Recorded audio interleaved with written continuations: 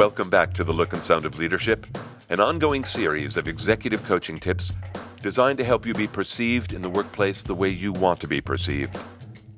I'm Tom Henschel, your executive coach, and today we're talking about conflict.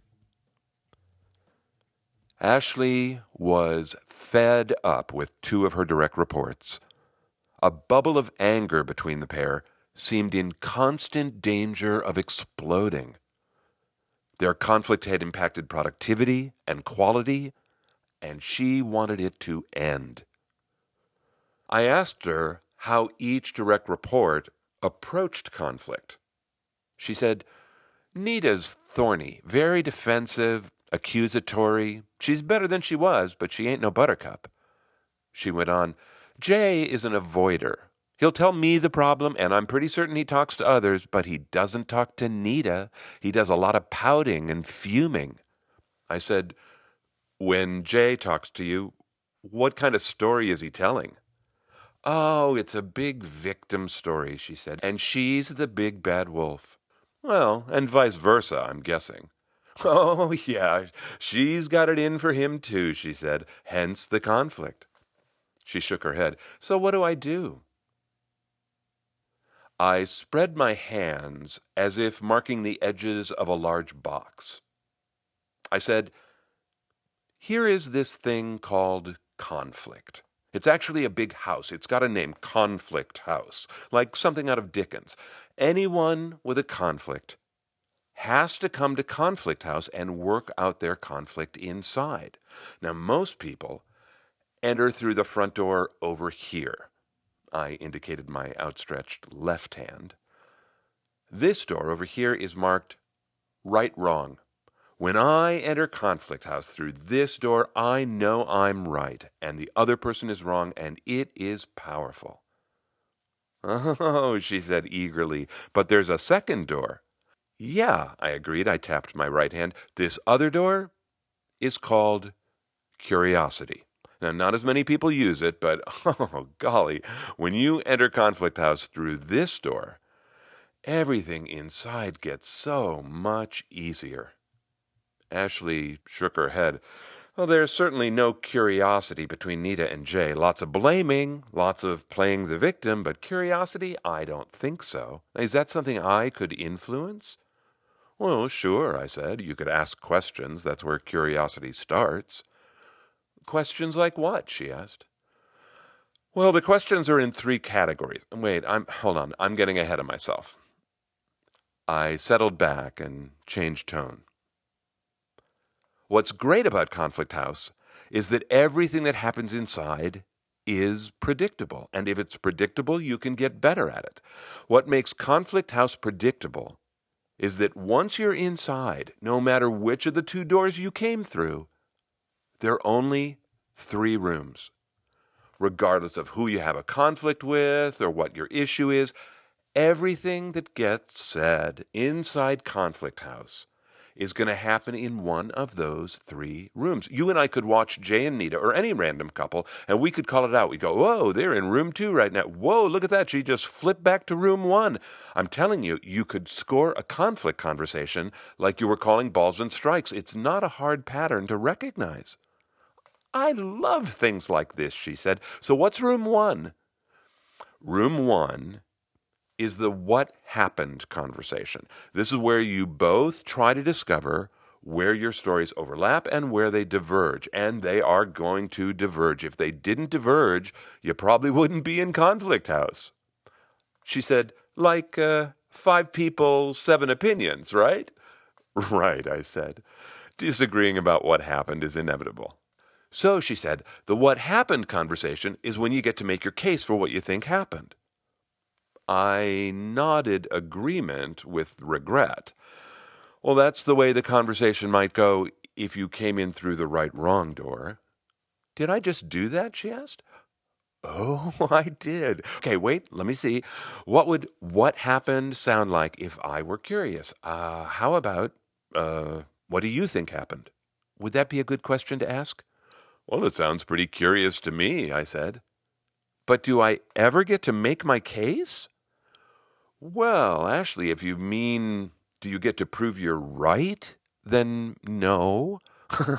Ideally, both people are going to engage in the what happened conversation, and ideally, both will be curious. Even if we don't agree. Right, because agreement isn't the point. Hearing each other is the point. It may be that both versions are going to have to coexist, even if they contradict. Oh, bummer, she said. I don't get to prove my point? I laughed. It's not a wrestling match where one person's going to win and the other person's going to lose. The what happened conversation's a chance just to see the other person's perspective. She laughed. I actually did this last week with a guy. Now, I don't like this guy very much, so I am super cautious what I say to him. Well, he told me something had happened, and I just couldn't imagine it was right. The instant he said it, I got angry, but because I go slowly with this guy, I asked him to explain what he meant, and when I heard his explanation of what happened, I realized there was no issue there at all. What I had thought was going to be a conflict just vanished. And I said, it vanished because you heard his what happened story, right? Yeah, talking about what happened saved me. She smiled. So what's room number 2? Sounds like a game show. I'll take what's behind door number 2. Room 2, I said, is called feelings. Oh, really? I am going to hate this room, she said. Feelings were not Ashley's forte. She liked things concrete. I shrugged, saying, if there weren't feelings, you wouldn't be in Conflict House. It's the feelings that turn a normal everyday conversation into a difficult conversation. Just like it's inevitable in Conflict House that there will be different what happened stories, it's inevitable that there are going to be feelings. They're going to come out one way or another. It's better to have a conversation about them than to act them out. She smiled. Can't I just avoid them altogether? Lots of people do, I said, but some people can't. I was never very good at masking my feelings. People knew when I was upset, but I didn't know how to talk about my feelings. So they just leaked out all over the place. It certainly did not earn me a lot of respect. I think people felt I was pretty insecure, and I was. She said, well, Jay's feelings are leaking out all over the place. Nita's too in her own way. And I've really had enough of all their feelings.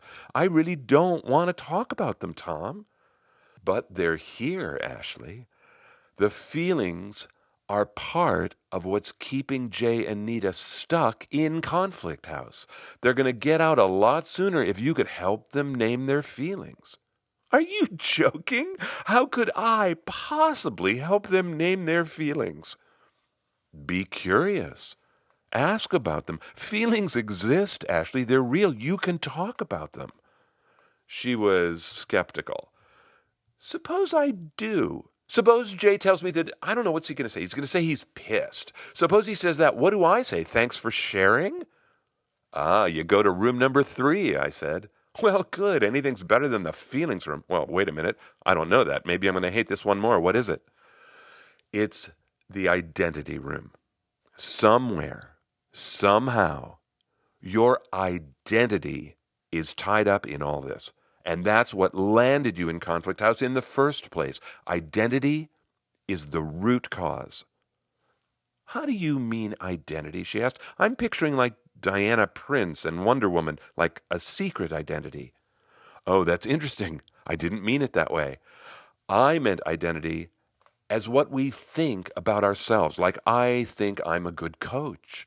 I think I'm a good dad. What I think about myself. She gave a little laugh. It's funny that those are yours. Sometimes what I think about myself sounds pretty critical. I'm an idiot, or I should have done better. I nodded in understanding, saying, yeah, whatever we think about ourselves is our identity. And when we sense our identity is threatened, no matter what our identity is, when we think it's threatened, it provokes a feeling. And it's likely our feelings are going to skew how we act or how we experience things. And suddenly, boom, we find ourselves in one of those rooms in Conflict House. She considered this whole idea, and then she said, it's like there's a connecting door between the identity room and the feelings room. They feed on each other. I waited. I see it in Jay, she said. Nita makes him feel stupid. That's his identity under attack, right? Sounds like it, I said. And that identity attack immediately puts him into the feeling room where he gets angry and storms off and pouts. She continued saying, this explains why when people get upset, they start talking about things like respect and integrity and honor. It starts with identity. They feel threatened. Then they have feelings about things like respect. Does this sound right? I nodded. She exhaled. Oh, boy, I can really see myself in this. Then she shook her head and said, but what about Jay and Nita? How do I help them out? Well, here are two ideas you might consider, I offered. One is to start listening for the three conversations. Just learn to recognize them. So you would listen and you would say to yourself, oh, she's explaining her what happened story right now. Or you would listen and then say, oh, he's talking about his identity right now. You will hear them in a different way. I suppose, she said, clearly not hearing that as an answer. How does that help them out? Well, that's the second idea you might consider. It's a little technique to use. Once you hear something that sounds like one of the rooms, like you say, oh, he just made a feeling statement, you then say what you think you heard. Hey, Jay, I'm not sure, but it sounds like you have strong feelings about what happened. She looked startled. Could I really say that? I suppose I could. Ooh, wow, okay. That seems so simple. That's the technique. I just say what I hear? I nodded again. She got a frown. But what do I say when I think it's an identity statement? Hey, Jay, sounds like your identity is really wrapped up in that. I laughed. How about something like, I see why this is so important to you. How about that? Because you do see why it's important to him. You see it as his identity being attacked. She nodded. Am I going to do this with each of them separately? You could, I said. But at some point, will I do this with them together? You might, I said. She smiled. I'll be the referee, like you said, calling balls and strikes. Maybe, I agreed. Then more seriously, she asked, but what about when I'm not the referee? How do you mean? I asked. What about when it's me in Conflict House? When I'm the one having feelings? What does that sound like?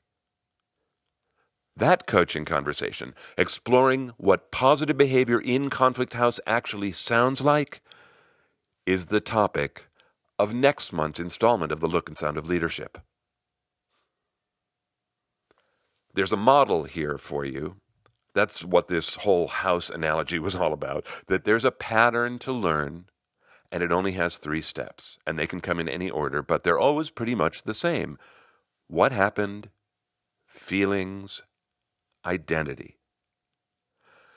And here's what I advocate. I mean, I didn't get to this with Ashley until much later, but I don't want to end this topic without telling you, I advocate that you sort out your rooms before you ever go into Conflict House, thinking about things and trying to recognize what's a feeling in you, what's your what happened story, where's your identity. Thinking about that beforehand is helpful, way before you ever walk into Conflict House. So if you feel that you're headed towards Conflict House, find someone to tell the story to and listen to yourself. Listen for the 3 conversations. They're going to be there. It will clarify your thinking. Which leads me to one last idea. Ask yourself, why? Why? Why are you having this conversation? Really, why? What do you want? If you want things like respect and fairness, those are identity conversations. I am not saying don't have them. Just be aware that your identity is no one else's priority. My point is, ask why you're having the conversation.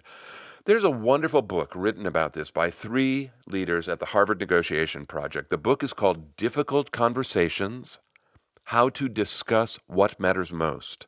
The 3 authors are these 3 are rock stars in the world of interpersonal communications. It's Douglas Stone, Bruce Hatton, Sheila Heen. They have created a great resource, Difficult Conversations. If, on the other hand, you're just looking for something short and sweet like a podcast episode of The Look and Sound of Leadership, 5 others that you could listen to are A Difficult Conversation, Disagree Agreeably, Getting Agreement, Repairing Damaged Relationships, and, surprisingly to me, one called Resolving Conflict. I got to tell you, when I saw that one, it was an amazing example of how the universe works. Last month, I asked all of you what you would think if I took some old topics from the past and updated them. And boy, oh boy, you flooded my inbox. That was just hilarious. It was great. You overwhelmingly said, yes, please do that. Only one person asked me not to. So I thought, okay, good. Probably sometime next year, I'll look back at some old topics then. And when I get a chance, I'll see what I think about them now. And then after I had written this one, and after I was putting together the related episodes, I found one called Resolving Conflict. And I laughed because I was just like, I had just asked about updating, but I hadn't intended to update. But look, oh my gosh, I just did it. So anyway, thanks for the emails. And next time I update will be intentional. The foundational ideas for this episode happened because of an interview I did on a podcast called Keys to the Shop. The host is a guy named Chris DeFario, and he has created a great podcast about the coffee business. So Chris's point of view is from being a manager on the floor or being a barista. And we talked about conflict in the shop. It was a great conversation. It was certainly different from what you hear here. And Chris can think like people I don't usually get to talk to about their work. So it was really fun and exciting for me. So it's Keys to the Shop, episode 52. Thanks this month to C. Worcester up in Canada. Thanks for your kind words and your support in iTunes. I really appreciate hearing from you that way, and I was so glad to hear you're changing how you are perceived in the workplace. Way to go. That's it from here. Until next time, I'm Tom Henschel. Thanks so much for listening.